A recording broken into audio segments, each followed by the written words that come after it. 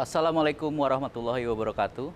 Halo Sobat WK, Sobat Tribun Tangerang. Jumpa lagi dengan saya Eko Priyono, manajer peliputan di Warta Kota Network.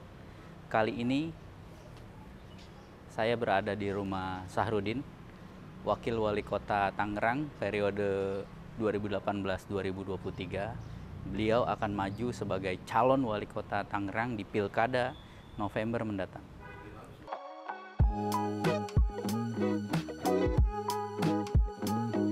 Bapak nih begitu, dari tadi obrolan kita begitu perhatian ke warga. Apakah itu berasal dari karena latar belakang Bapak gitu?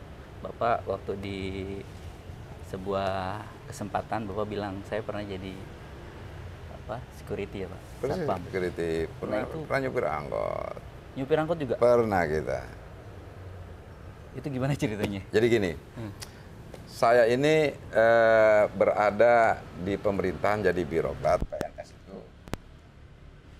selama 30 tahun. Ya. Jadi di pemerintahan saya selama 40 tahun, 30 tahun sebagai PNS dan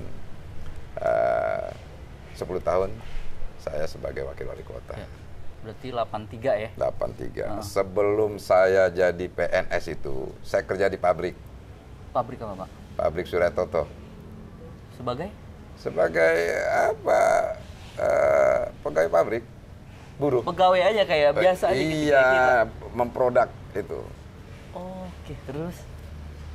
Ya kurang lebih 1 tahun lah. Ada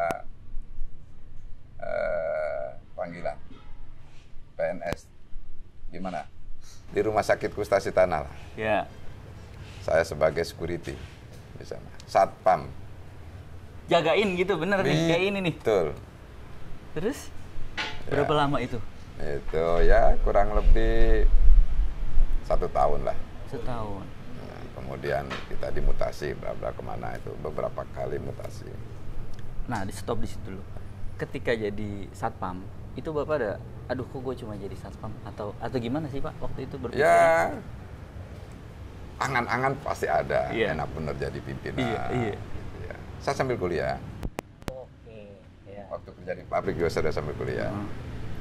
Nah, ketika ada panggilan dari Rumah Sakit Kustasi Tanah, 1 kali panggilan saya biarin, 2 kali panggilan juga saya nggak perhatikan. Ketiganya baru saya konsultasi sama orang tua saya, almarhum.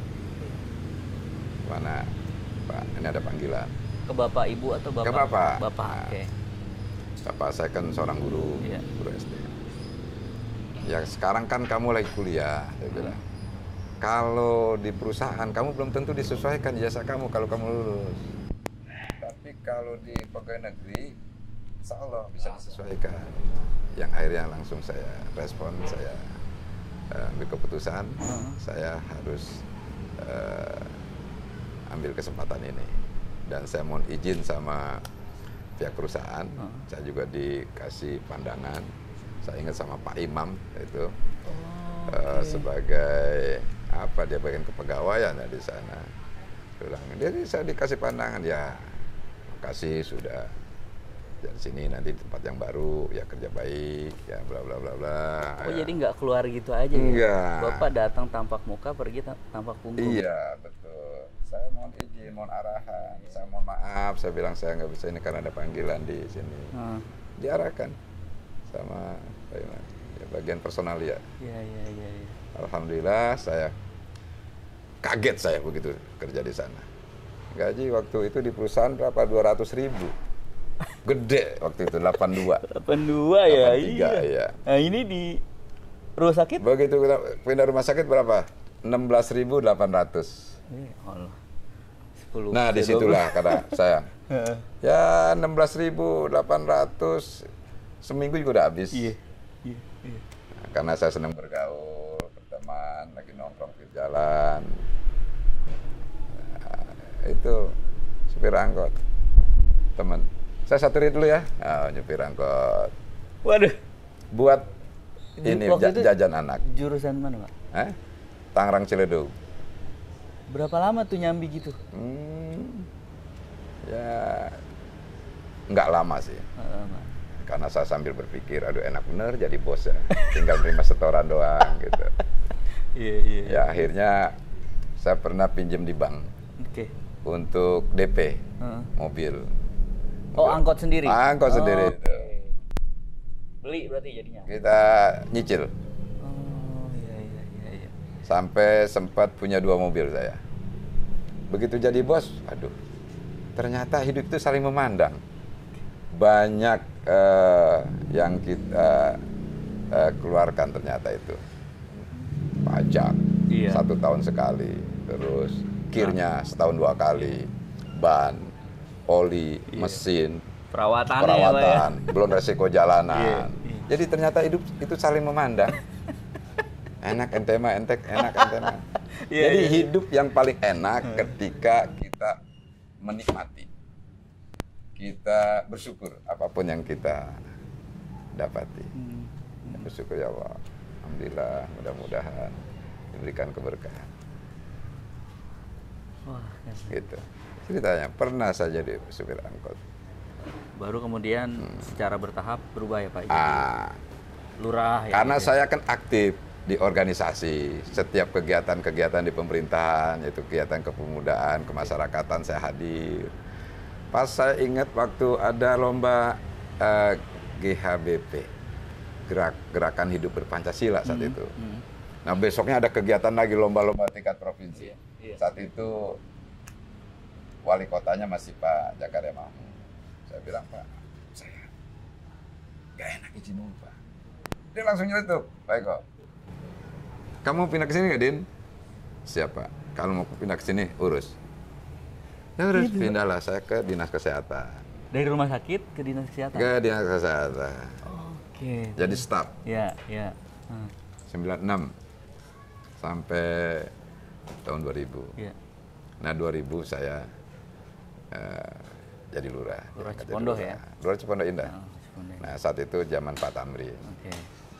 Nah, saya ditawarkan kamu mau jadi lurah. Pak saya pikir-pikir dulu, saya pikir-pikir dulu. Saya tuh nggak pernah minta jabatan. Yang Bapak pikirin tuh apa? Gini,